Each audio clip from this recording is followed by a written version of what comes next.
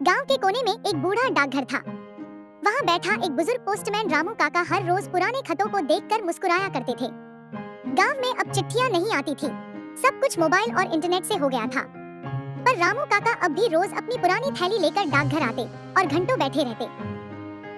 एक दिन गांव का एक लड़का रोहित शहर से लौटा और रामू काका को देखकर पूछा, काका अब तो कोई चिट्ठियां नहीं आती, फिर आप रोज यहाँ क्यों आते हैं?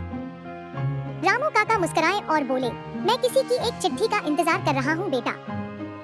किसकी चिट्ठी? रोहित ने हैरानी से पूछा।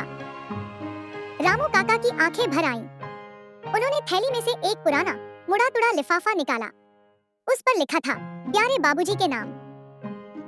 ये मेरी बेटी की चिट्ठी है। 20 साल पहले शहर चली गई थी गुस्से में। कहा था कि एक दिन मुझे चिट्ठी लिखेगी। आज भी लगता है शायद कल आ जाए। रोहित कुछ बोल नहीं सका। अगले दिन उसने रामू काका की बेटी को ढूंढने की ठान ली। 2 हफ्तों बाद गांव में एक महिला आई, आंखों में आंसू, हाथ में एक चिट्ठी। वो रामू काका के सामने आई और कांपती आवाज में बोली, बाबूजी, माफ कर दो, बहुत देर हो गई, पर ये चिट्ठी अब पूरी हो गई। रामू काका ने चिट्ठी ली, कांपते हाथों से खोली और पढ़ने लगे।